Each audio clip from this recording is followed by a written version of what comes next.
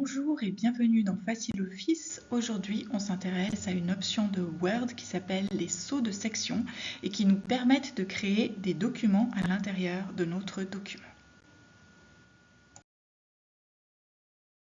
Bonjour à toutes et tous et bienvenue dans ce petit tutoriel sur les sauts de section dans Word.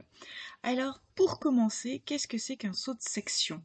Un saut de section, je vais vous expliquer ça en vous montrant les deux images qui suivent. Celle-ci, déjà pour commencer, c'est l'image d'un classeur. Donc, si on considère que votre document, pour l'instant, c'est comme ce classeur, vous avez toutes les pages qui sont à la suite les unes des autres, dans l'ordre que vous leur avez donné, évidemment, avec, j'espère, des sauts de pages, mais la mise en forme est la même pour tout le document.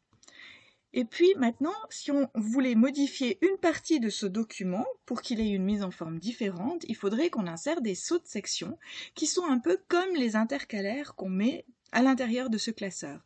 Et on pourra dire, dans l'intercalaire rouge, j'aimerais que les pages aient une mise en forme différente des autres. Donc pour faire ça, on prend un document, donc j'espère votre travail, et puis, on va se placer quelque part dans ce document et on va insérer un saut de section. Alors, il faut juste penser à une chose, c'est que si vous mettez juste un intercalaire, votre document il va être divisé en deux et vous aurez tout ce qui vient après l'intercalaire qui aura la même mise en forme. Si vous voulez que ça s'applique seulement à deux pages qui sont au milieu du document, il va falloir que vous limitiez, et c'est-à-dire que vous mettiez un autre intercalaire ou un autre saut de section. Donc, je commence pour le premier saut de section.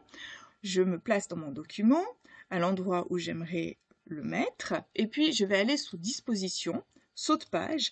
Ici, vous connaissez déjà, puisque vous avez utilisé souvent le saut de page. Et ici en dessous, vous voyez, on a les sauts de section. Alors nous, pour l'instant, on va s'occuper que des sauts de section page suivante, parce que c'est celui dont vous avez besoin pour votre travail. Je clique donc sur Saut de page, page suivante, et vous voyez que ça me met des petits traits tirés, deux lignes de traits tirés, comme ça, c'est mon saut de section. Je vais aller faire la même chose à la fin de la page. Où est-ce que je vais me mettre là?